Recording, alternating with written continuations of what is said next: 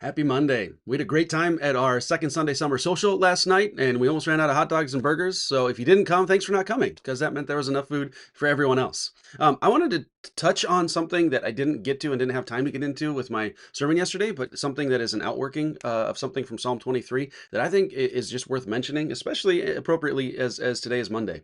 So one of the things I talked about at the beginning, it describes the Lord as a shepherd, which was not viewed as a like high or lofty or exciting vocation throughout most of history. It was like the lowest of the low, which is why David ended up as a shepherd in his family. He was the youngest, so he was the one who bore the brunt of the job no one else wanted to do. Um, and so some of what I talked about with that is think of referring to God as a shepherd as how that elevates the vocation of a shepherd. It takes something that is the lowest of the low, and if God is that, then it can't be that low or tedious. I think one of the things that we as Christians have missed for a while, there's starting to be a bit of a resurgence in response to it when a book, let me see the year, 2011. A book came out that dealt with this issue of the way we in many cases have almost created like two levels or a hierarchy of Christianity. So like the real Christians are the ones who pursue vocational ministry as missionaries or pastors, something at the church, and then there's everyone else. And that duality needs to be completely dissolved. So in response to that, Tom Nelson, who is EFCA pastor in outside Kansas City, Missouri, wrote a book called Work Matters, subtitled Connecting Sunday Worship to Monday Work.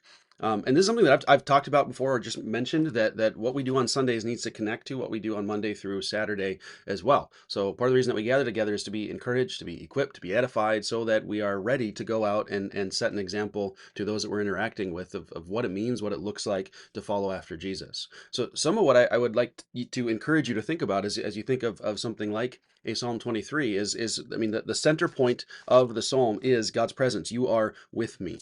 If God is with us, and He's with us any and everywhere we go, which means part of our job as we go out into our daily lives is to represent Christ to those that we're interacting with. So it's not enough just to come on Sunday mornings, check the box as if I went to church and now I'm good enough for the rest of the week. We actually need to use and utilize what we're learning on Sunday mornings as a tool and an opportunity to continue discipling and ministering and reaching out to and serving the other people that we're interacting with throughout the rest of our weeks. So if you've thought about this issue, I'd love to hear about that. I'd encourage you to read this book, Work Matters by Tom Nelson. As you can see, I have a copy. So if you wanna borrow it, feel free to reach out to me and let me know.